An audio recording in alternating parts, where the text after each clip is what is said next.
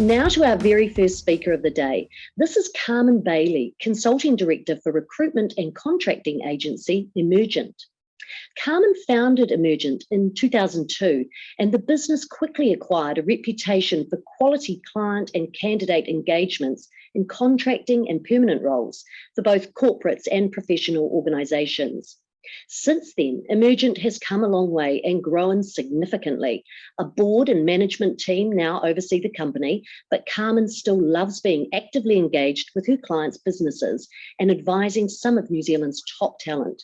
Her client and personal relationships include CEOs, chairs, and senior HR executives from across New Zealand's commercial and not-for-profit sectors. And she also coaches, mentors, and provides career advice to some of New Zealand's future business leaders. Today in her talk, Carmen will shine a light on what a top-tier recruiter looks for in leaders and the importance of building a strong team on the road to success. So welcome, Carmen. It's a pleasure to have you here with us today. We're all very excited to hear your thoughts and learn from you. Great. Thanks very much for having us, and thanks IMZ for creating such a fantastic topic. Leadership always brings great debate and is a topic that's always obviously ever changing. So I've got the wonderful help from Sam, who's going to do my slides for me so that I can focus on what I want to talk about. So we'll go into the agenda, the topics that I will try and cover off today in the short 20 minutes. So if we can go into the agenda slide, the next slide, Sam, that'd be fantastic. So what I'd like to highlight is the types of companies that Emergent deals with. Even though Emergent's been running for 20 years, I've had 30 years of experience in recruitment. So I think that leads to in excess of 5,000 interviews over that time frame. I thought I'd highlight what a typical brief looked like 10 to 15 years ago versus what a brief looks like today. There's quite a considerable change in the market. I'll cover off some search assignment common themes that come through around the leadership topic. And then I've highlighted an organisation that's created some phenomenal next generation CEOs. And I've reached out to those individuals to ask what it was, about the spark environment that created so many successful CEOs. And then I'll just close up with a couple of statements. So thanks, Anne. So Emergent works across a really broad-based client group, and I think it's really important that my comments today are very much around Emergent's experiences. One search company to the next, one recruitment company to the next can face very different experiences based on what their client is doing. You'll see that I've worked across a number of major corporates, listed companies, SMEs, not-for-profit. So got a good cross-section of different types of businesses that are run differently by either boards or CEs or owner-operators. So I think that gives us a really good cross-section of what they're all looking for in individuals. So next page, Sam.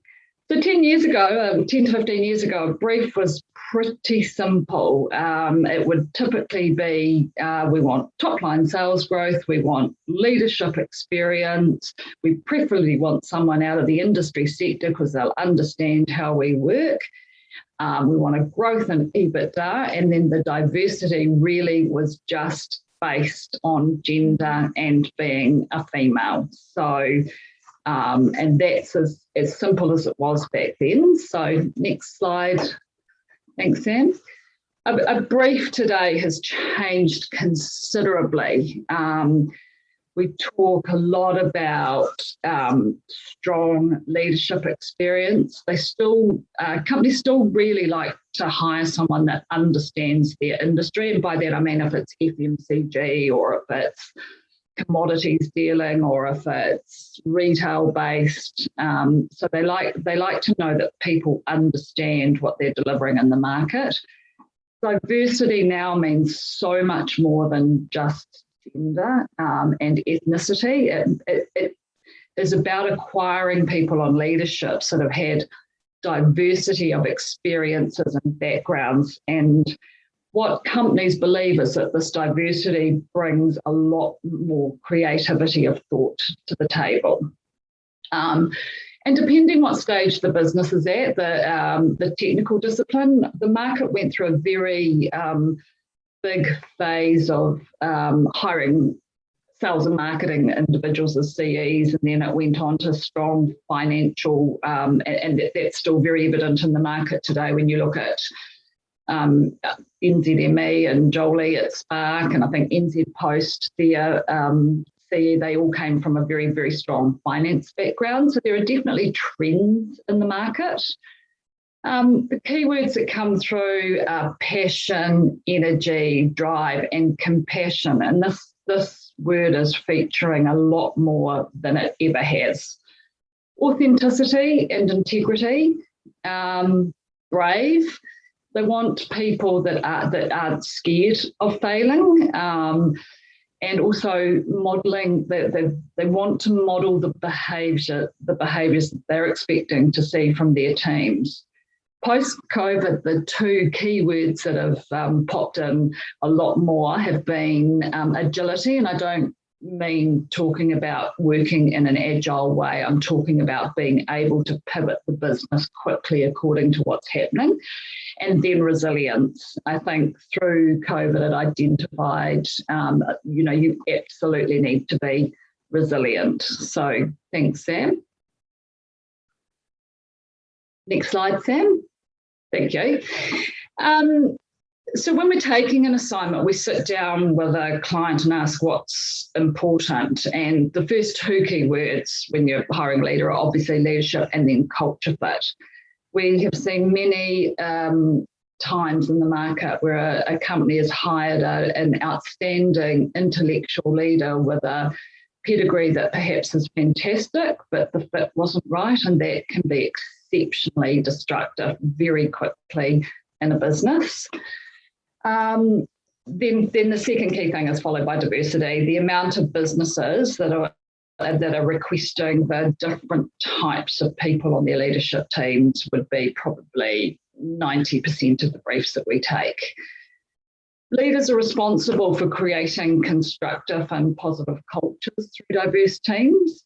And I'll talk about a time, and it was a long time ago, where I was working for a client in a very high-profile organisation, and he refused to hire anyone that got any less than 90 percentile in the psych testing. And he was so proud of his exceptional, intelligent team in this really large organisation. And 8 months when revisiting it and seeing how things were going, it was a complete disaster.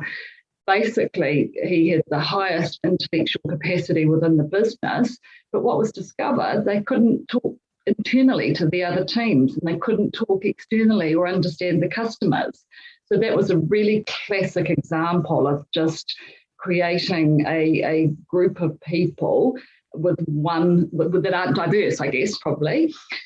Stakeholder engagement, and that's the ability to communicate and engage across a diverse group of people. And in this, I say, gone are the days where a CE or a leadership team sit on the top floor and aren't seen by their teams. It's critical that they are very visible and can communicate right across the business. The ability to create a leading team within the business, but also to be part of creating a leading business. And the ability to lead and engage a team. And of course, in assignments now, the two key things are sort of compliance and risk. And there is some talk in the market about changing these words to be a bit softer. And health and safety, without a doubt, would have to be the biggest growth request that we've had in the last 5 years. And health and safety has gone well beyond that clipboard ticking boxes type control and command. We've noticed a massive increase in well-being, mental health, and a lot more into that health and safety bracket. Next, Sam, thanks.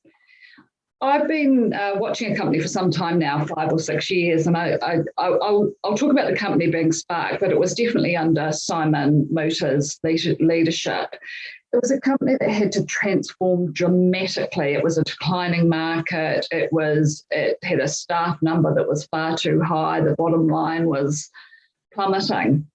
And I've researched the market, and I see out of any organisation in the last 6 or 7 years, Spark has created the most CEOs, the most individuals in a leadership team that have gone on to be CEOs, and CEOs of really quite significant companies. There's Jason Paris, Vodafone, Lindsay Cowley, IntelliHub, Simon Gillespie, NTT, Hema Patel, NTT, Chris Quinn, Foodstuffs, Clive Ormerod, Les Mills, and Jolie, of course, in Spark, who was the CFO that went up to being CEO, and Vanessa Sorensen, Microsoft.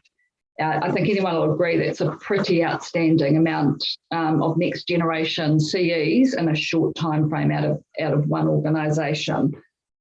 I reached out, next slide, thanks Sam. I reached out to these CEOs individually and asked them to give me feedback on why they believe the Spark exec team went on to be so successful. And it was really interesting that I could consolidate all the feedback from a number of those individuals. It was all pretty similar. They felt that there was a connection to purpose, like-minded individuals that were hustling to make a positive impact. It was inspirational working there. Great leaders help you believe in the cause and believe in yourself. They said the performance bar was set high, and I think by that, Simon was firm but fair, and there was clear accountability and transparency. And this is an organisation that went through 5 or 6 restructures in a very, very short time frame. They said great leaders bring people on the journey. They all mentioned, this is where we fit in, that the bar was set high for external recruitment. So it really was an intensive process to bring the right people on board to make sure that they got the right fit. There was a strong investment in leadership and development, and there was strong role modelling with a clear strategy, transparency and continuous communication. One of them I spoke to said that they were taught to do the hard stuff with honesty, transparency and empathy. And they had to get those numbers down really quickly. At the time, the CPO was a very seasoned practitioner, and when they were going through redundancies, there wasn't an invite into HR, the scary invite into the HR office where you knew that changes were happening. They would invite people and take them for a walk around Victoria Park Market and check in with how they were doing and their mental health as much as anything. And that's how he undertook the process of doing the really hard stuff, which I guess made those that left the organisation not so feeling so bad about the situation that they were in. And my last slide, thanks, Sam. So companies look for different factors at different stages of their business cycle. So what an organisation might look for now could be very different in 5 years as it evolves. I've watched businesses, and some of the best leadership teams don't necessarily translate to the best financial performance. I can remember one lady from a listed company, a CPO in a listed company, said to me, Carmen, when you've got 3 stakeholders, the customer, the shareholder, and the staff, it's really hard to keep all of them happy at the same time. Some companies have fantastic financial performance and cultures that require establishment and development. And I guess my final comment is that leadership isn't for everyone, and that's okay too. So thank you for having me. Hopefully there's a couple of takeouts there. And yes, if there's any questions, happy to answer. And thank you so much for that. And yes, we do have some questions. First one is, what advice would you give to someone looking to take the step up into a leadership role? How can they make sure that potential employees take them seriously as a candidate? It's not about being taken seriously. I think it's about being in the right environment that's going to support you into that leadership role. I have a firm belief that a company is as responsible as the individual is for making that successful. So if you've got someone that hasn't had leadership experience wanting it, then they need the support around them to make sure that they get every opportunity they can to make a good job of it. How would you do that as the candidate in that environment? How do you perhaps establish whether that is the sort of support you might get? Oh, I think that comes into the, like if you're applying for a job externally, that we so I'm doing a CEO role at the moment, and we've got an outstanding candidate that we've presented, but her leadership experience goes back 7 years.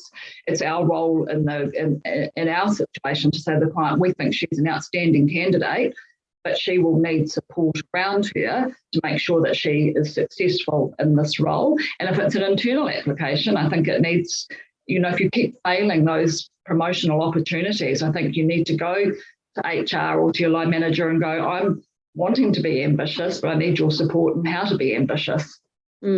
Absolutely. No, I love that. Another question here, based on your experience, are there any deal breaker questions that hiring managers should ask when interviewing candidates?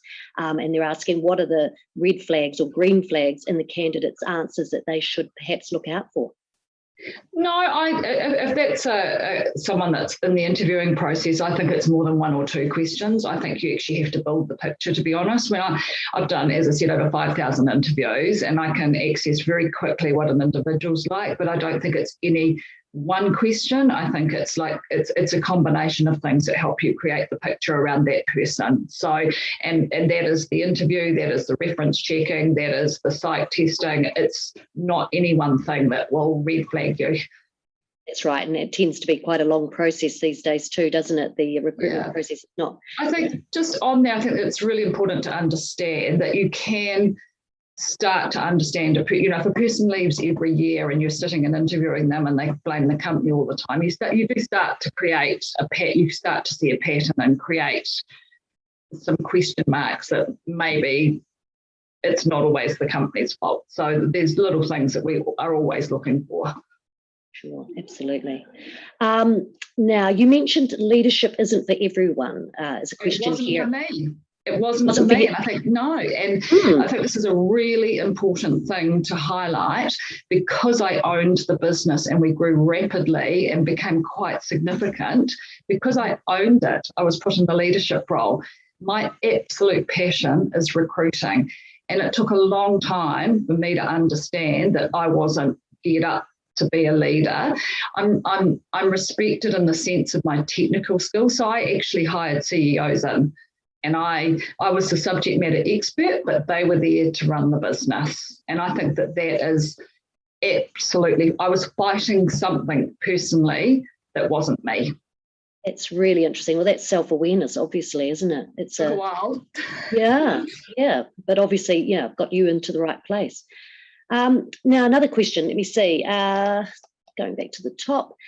Does diversity include age? Someone's asking. You talked about gender. Just wondering if companies are willing to involve older people who have interesting and diverse experience. My best placement and my most proud placement was a 66-year-old that had lost her husband and her job after 44 years. And I put her into a chief people officer role in a health environment. And she came from the aviation industry, and she retired at 73. She had more energy than most of the people on board. I am a firm believer, and I'd really love people to drop that panic around age, because that can sometimes override the interview. I have more lethargic 24-year-olds than I have 74-year-olds, and I have more energetic. So I am absolutely about the right person for the job. So I think it's really important not to get caught up with all of the things that might not be quite right about your background. It's about the right fit, as you said, yes. Yeah. Now, Royan is asking, you mentioned the fact that companies are looking for experience within the same industry. How could you develop yourself and get ready to make a switch of industry? That's a good question.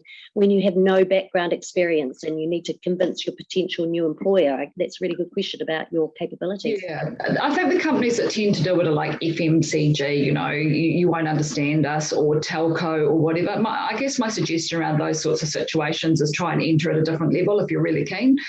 It's because as you get further and further up the up the ranks, that they think that industry experience is critical. We've had companies that have been really brave and changed out from that, but it still is I've just done a CEO role where we were adamant that we had some fantastic talent that didn't have the industry experience. We tried really, really hard to push, but we couldn't get it over the line. And we're at our clients' beck and call. Sometimes it works and sometimes it doesn't. But if you're just new into leadership and want a new industry, that could be an awfully big challenge. That is true. Absolutely. Now, next question here is, can you comment about the gap between a GM and a CEO? How does someone make that jump? That's size and scale of the company. So that's a bit of an open question, to be honest, because if you're GM in a Fonterra or an Air New Zealand, you could easily be a CE in a Southern Cross, not easily, but you could easily transfer to a different size business. So I think it's the size and scale of the business that you're talking about. So I think that's far more critical than the actual jump. So obviously a GM at Fonterra and Air New Zealand or Spark has had considerable exposure in managing large businesses, so can jump to a CE, which is what I've highlighted, probably much easier.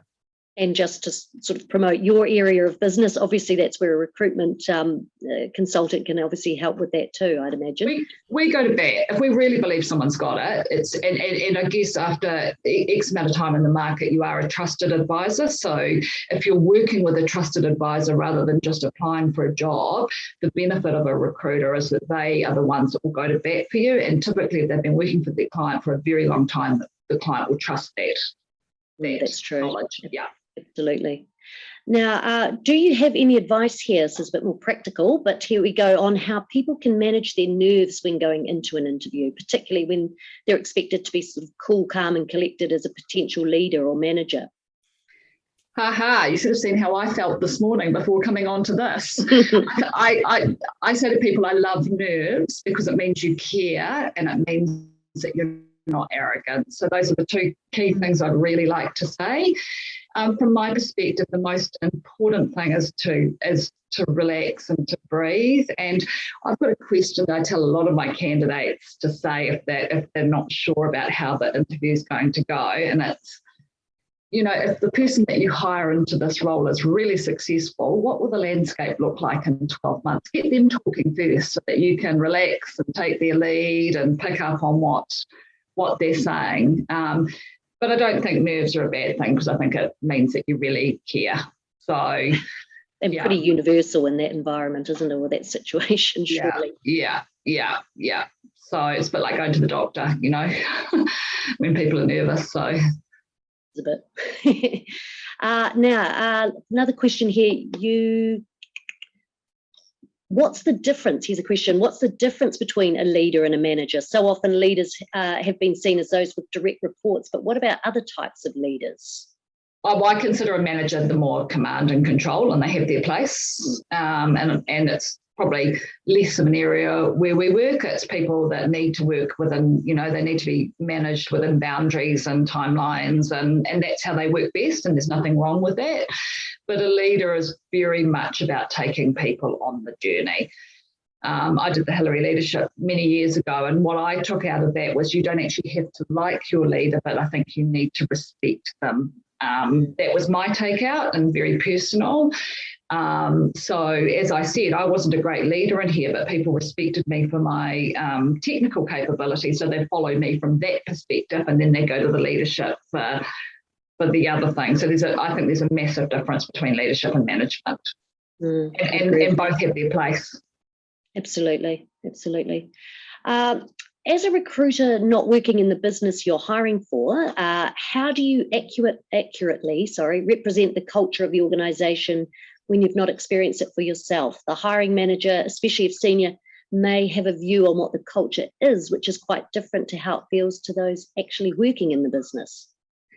I think there's lots of companies that are like that, and I don't want to name them because a lot of them are my clients. But I think we build up historical information over a period of time. And so it's usually the first appointment that's the toughest because we're sort of dancing around each other. But once we've got the first appointment going, and then we tend to see what they hire, we absolutely know what reputations are of a business because we interview people spilling out of businesses. We build research. We really do understand it. But once we put the first person in and then we start creating more and more and more, then we have incredible success because we know what works together really well. And it's not uncommon now that when we're pitching, and we just pitched yesterday, we've picked up 7 roles within one organisation because they want us to put the jigsaw together. And it's okay when we're putting a jigsaw together to place a whole bunch of rock stars, but to support those with just solid performers. Not everyone has to be a rock star. That is true, absolutely. Now, another question here about transitioning between public-private sector. What sort of, have you worked with people presumably in that area, and what lessons there? I put some amazing people into the public sector. I know that there's a stigma associated with some. I think we just have to look at individuals on a case-by-case basis. I think if you're 30 odd years in public sector, it's hard to get out. And I think the stigma associated is the pace of work, and also where the financials come from. If you look at a Spark, where if they don't make money, the business closes, whereas government typically gets their money, obviously, in a much easier form. So I think that the stigma associated is, can these people work at pace, and can they work under tight budget controls? I've worked with some incredible people, particularly in the DHBs, that are very passionate about what they do, and I am seeing a lot more shift between public and private now than I ever have. So that's all about timing, I think, when you're in and when you're out. And also the environment we work in has changed. I'm sure the public sector has to pick up the pace as well, wouldn't it be? Absolutely, yeah, because they're accountable, right? It hits the paper if they don't deliver. Sure. Yeah. Absolutely. Now, there can be tension, someone's asking here, between seeking diversity of thought and creativity at the table and a good culture fit. Are there aspects of culture that are most important, and how do you balance that?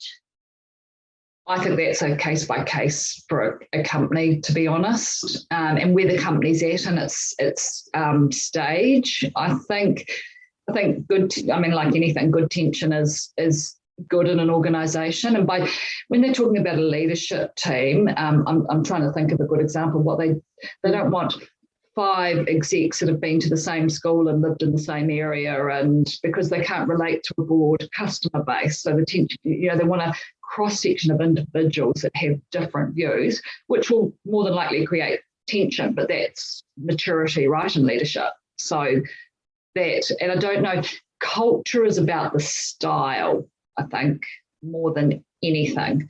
And that shows really, really quickly in an individual from a fit perspective. Absolutely. Now, a question I have actually, you talked about well-being in businesses. Do you think businesses are really understanding or really getting the importance of well-being? I realise some are, but do you think across the board from your experience? I think companies are trying really, really hard. I don't think we're there yet. In fact, we've just market mapped well-being in New Zealand, and well-being's not I think, Gilbert, it's not likened to this yesterday, it's not a beanbag on the floor or a pool table, that's not well-being.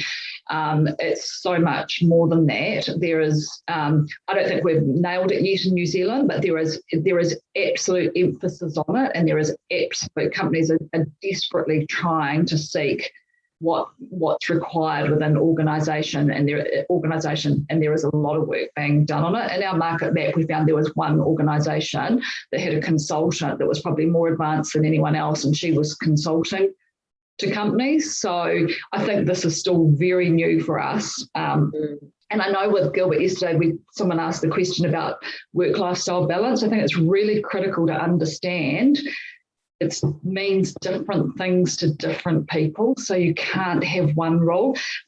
Someone might want to work 9 months really hard and take 3 months off. Someone might want Friday at home with their child.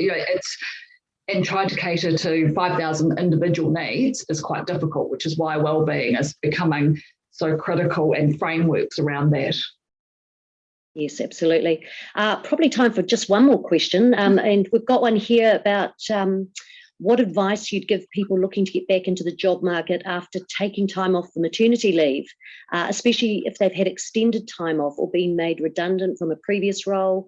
How do they make up for that gap in their CV? That's a great question. It's not so much the gap in the CV. I think what we need to focus on is the confidence level. And I saw a lady 2 weeks ago. I see it all the time. I do see it a lot in mums, which is really quite sad for me, because I'm pretty sure that being a mum is 10 times harder than probably holding down a job.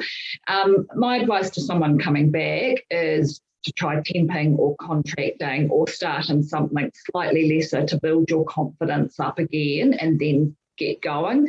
It is a really common theme of that redundancy. I would encourage anyone. 25 years ago when I used to recruit, if you were made redundant, it was usually you'd been put off for a reason. Would probably tell you 99% of the people I interview have been made redundant at some stage in their career. It is so common. So this all just becomes about your story, right? So, and the way forward. It does not mean you are not employable. So be confident and approach it in a way that works for you. And that's really important. Fantastic. We're perfectly to time, and all of that was brilliant. Thank you so much, Carmen, for your time today. All the questions we've come in just shows how much people have really, it struck a chord with everybody. So thank you so much for your time. Thanks for inviting me. And what a You're great welcome. event too. Yeah. Excellent. Good to hear. Thank you, Carmen.